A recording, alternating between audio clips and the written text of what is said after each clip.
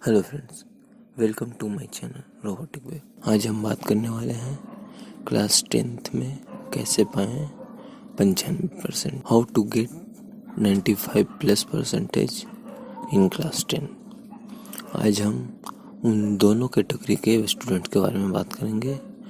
पहले वो जो कि ऑलरेडी प्रिपेयर्ड कर चुके हैं अपने आप को और बस अब रिवीजन करना बाकी है, और दूसरे उस टाइप के स्टूडेंट जो कि अभी थोड़ा बहुत पढ़ना स्टार्ट किए हैं या फिर अभी स्टार्ट ही नहीं किए हैं, तो उन्हें किस तरह से प्रिपरेशन करना चाहिए कि 95% के आसपास ला सकें या फिर 95% के ऊपर अपने मार्क्स ला सकें। आज मैं आपको पूरी स्ट्रेटजी बताने वाला हूँ कि किस तरह से क्या प्रिपरेशन करें। लेकिन इससे पहले मैं आपको ये एक चीज़ बता देता हूँ कि आप अपने हेल्थ का बहुत ही अच्छे से ध्यान रखिएगा। अभी जो मेन 1 महीना है, आखिरी का 1 महीना, उसमें आपकी हेल्थ सबसे ज़्यादा मायने रखती है। यदि आप अपना हेल्थ अच्छा रखते हैं तो आप अपना प्रिपरेशन भी अच्छा कर सकते हैं। तो चलिए आगे का बात करते हैं, डिस्कशन स्टार्ट करते हैं। यदि हम बात करें स्ट्रेटजी की क्लास 10th में 95% के ऊपर लाने की, तो सबसे पहले आपको फोकस करना होगा आपके अपने स्ट्रेंथ और वीकनेस पे। इसके ज़रिए आपको ये चेक करना होगा कि आपकी जो स्ट्रेंथ है वो क्या है, क्या क्या चीज़ आपकी प्रिपेयर हो चुकी है या फिर आप उसमें अच्छी पकड़ बना चुके हैं, और आपकी वीक सब्जेक्ट्स कौन कौन सी है। और इसमें आपको ये भी ध्यान रखना होगा कि जो आपकी सिलेबस है वो क्या है, जो लेटेस्ट सिलेबस है, अपडेटेड सिलेबस, वो आपको एक बार चेक कर लेना पड़ेगा। और ये बात तो सबको पता ही होगी कि 20% मार्क्स जो है वो इंटरनल है और बाकी बचे 80% मार्क्स एक्सटर्नल है जो एग्ज़ाम में होंगे। उसमें भी आपको ये पता होना चाहिए कि 1/4 पार्ट्स जो है वो ऑब्जेक्टिव टाइप क्वेश्चंस होंगे और बाकी जो 3/4 है वही सिर्फ आपको लिखित लिखना होगा, रिटन टाइप क्वेश्चंस होंगे। तो आपको जो ऑब्जेक्टिव टाइप क्वेश्चंस होंगे उसके लिए अलग से आपको प्रिपरेशन करना होगा। मतलब यदि बात करें तो 80 का 1/4, तो 20 मार्क्स आपका जो है ऑब्जेक्टिव टाइप क्वेश्चंस होंगे। तो इसके लिए आपको अलग से प्रिपरेशन करना होगा, उसके लिए आपको क्वेश्चंस देखने होंगे। तो इन सभी चीज़ों का ध्यान में रखिएगा। और फिर यदि सेकंड बात करें तो ये जब आपको ध्यान रखना होगा कि कौन सा सब्जेक्ट जो है आपका कम टाइम लेने वाला है, उसके हिसाब से आप अपना डेली का टाइम टेबल प्रिपेयर करिए। और कौन सा सब्जेक्ट ज़्यादा टाइम लेने वाला है तो उसके लिए आपको डेली टाइम ज़्यादा देना होगा। और फिर बात करें अगले, तो आपको ये भी ध्यान रखना होगा कि मोस्ट इम्पॉर्टेंट चैप्टर्स क्या क्या हैं, किससे वेटेज ज़्यादा है क्वेश्चंस का, कौन ज़्यादा वेटेज कैरी कर रहा है।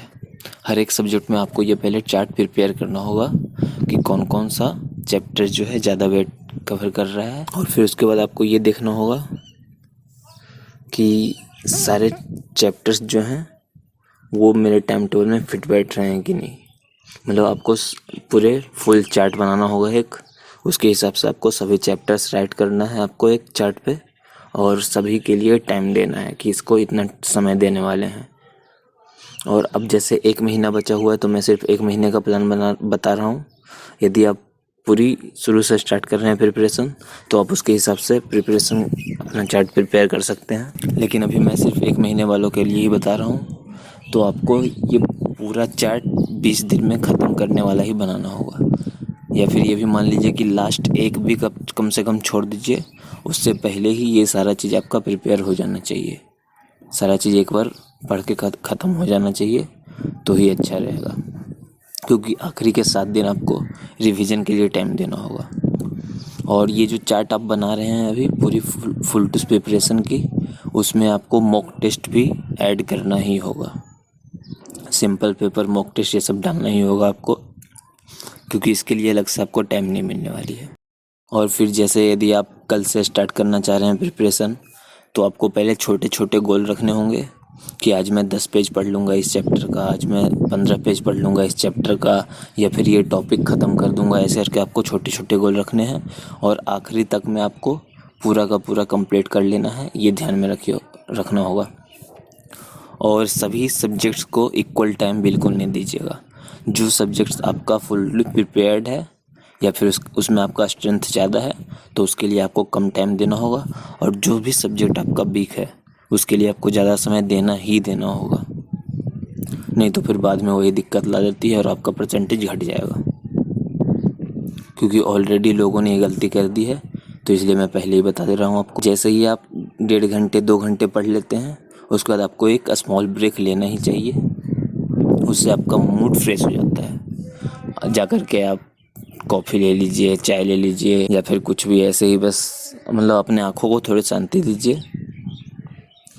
उससे आपको जो एफिशिएंसी है वो बढ़ जाएगी, और फिर लंबे समय के लिए आप वापस से पढ़ सकते हैं। आप एग्जॉस्ट नहीं होंगे जल्दी। और कुछ समय आपको दिन में एक्सरसाइज, स्पोर्ट्स ये सब के लिए भी बचाना चाहिए। अभी तो वैसे कोरोना का टाइम है तो बाहर निकलने तो मिलेगा नहीं, तो आप घर पे ही एक्सरसाइज कर सकते हैं। थोड़ा बहुत कॉमेडी वीडियोज़ देख सकते हैं यदि आपको कॉमेडी में इंटरेस्ट है तो। यदि स्टैंड अप कॉमेडी में इंटरेस्ट है तो वो आप देख सकते हैं। मतलब जिस चीज़ में भी आपको इंटरेस्ट है, जिसमें आपको एंटरटेनमेंट मिलता है, वो आप देख सकते हैं। और फिर नेक्स्ट बात करें तो अब आपको अपने हेल्थ का भी बहुत ध्यान रखना होगा, क्योंकि ये जो मेन टाइम है तो इसमें यदि थोड़ी सी भी हेल्थ ख़राब हुई तो आपको प्रिपरेशन पे डायरेक्टली असर करेगा वो। तो आप अपना मील ध्यान से लेते रहिएगा, और फूड ज़रूरी है, फ्रूट्स बहुत ही ज़रूरी है। डेली रूटीन में फ्रूट्स कम से कम एक टाइम तो डाल लीजिए, या तो मॉर्निंग या तो इवनिंग फ्रूट्स तो लेना ही है आप। और बाकी जो भी आप फूड ले रहे हैं वो एकदम टाइमली लें और अच्छी मील लें आप, तो अच्छा रहेगा। एग्ज़ाम तक आपको कुछ होना नहीं चाहिए। फिर नेक्स्ट बात करें तो आपकी जो टाइम टेबल होगी उसके बारे में मैं कुछ बता देता हूँ। अप्रॉक्स इस टाइप का टाइम टेबल आपका होना चाहिए कि 5 साढ़े 5 बजे आप सुबह मॉर्निंग में उठ रहे हैं, और उसके बाद आपको आधा 1 घंटा टाइम दे रहे हैं बाथरूम, टॉयलेट ये सब के लिए। 6 साढ़े 6 बजे के आसपास पढ़ने के लिए बैठ जाते हैं। और सुबह का जो पढ़ाई है वो सबसे बेस्ट होता है। या तो आप वीक सब्जेक्ट उठा सकते हैं, या तो फिर मीडियम सब्जेक्ट है, मतलब जिसमें थोड़ा मज़ा भी आता हो और थोड़ा ट्रिकी भी हो, उस टाइप का सब्जेक्ट आप उठा सकते हैं।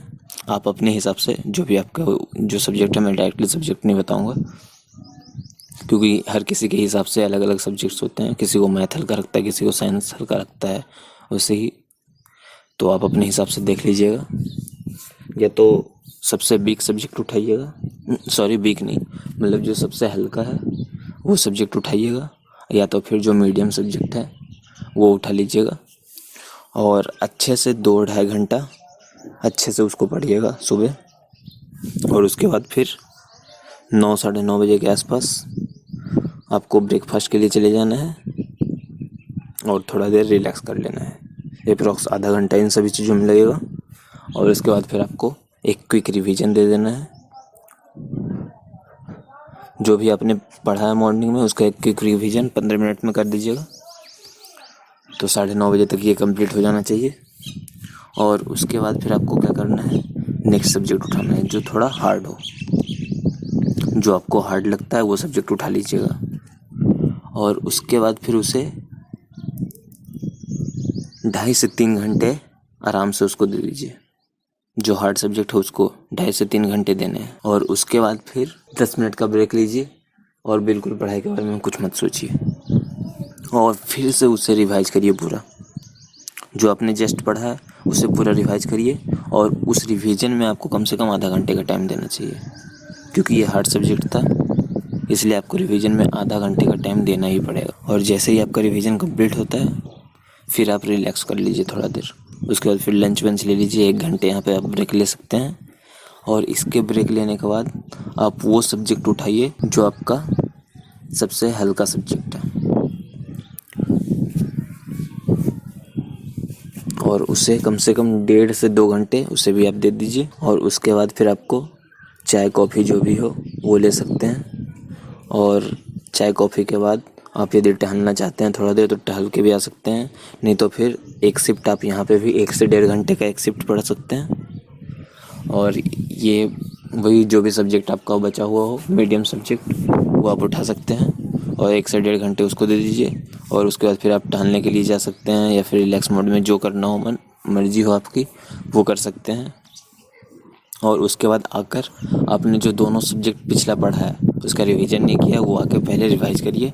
उसके लिए आप आधा से 45 मिनट दे सकते हैं, आधा घंटा या फिर 45 मिनट दे सकते हैं। और फिर उसके बाद अब आपको रात में क्या करना है, आपको सिंपल पेपर वगैरह जो भी है वो आपको बनाना है। या तो आप डिनर ले करके कर सकते हैं या तो फिर डिनर के पहले ही कर सकते हैं। वो सिंपल पेपर आप किसी एक सब्जेक्ट का उठाइए और सिंपल पेपर का क्वेश्चन लगा दीजिए। और उसके बाद फिर आसानी से आपको फॉर्मूले 15-20 मिनट में सारे फॉर्मूले रिवाइज कर लेने हैं और 10 बजे के आसपास आपको पूरी सो जाना है। 10 से 10:15 हो जाएगा, उससे ज़्यादा नहीं रुकना है, इतने में आपको सो ही जाना है। 11 तो बिल्कुल नहीं बजने देना है सोने के लिए। एक ये मैं टाइम टेबल बता दिया हूँ, इस तरह का टाइम टेबल आप एक फॉलो कर सकते हैं। और जो हार्ड सब्जेक्ट है आपका, उस पर आपको सबसे मैक्सिमम टाइम देना है हर एक दिन, तो उसका भी आप ध्यान में रखिएगा। और बाकी यदि और कोई डाउट हो तो आप नीचे कमेंट में पूछ सकते हैं। और यदि आपको लगता हो कि मैं जो वेटेज है उस टाइप का भी, कि कौन कौन से सब्जेक्ट का कितना कितना वेटेज है, कौन कौन से टॉपिक पे क्या क्या वेटेज है, उस टाइप का कोई वीडियो बताऊं तो आप कमेंट कर दीजिएगा नीचे, मैं उस टाइप का भी वीडियो बना दूंगा। और बाकी यदि आपने चैनल हमारा सब्सक्राइब नहीं किया तो चैनल सब्सक्राइब कर लीजिएगा।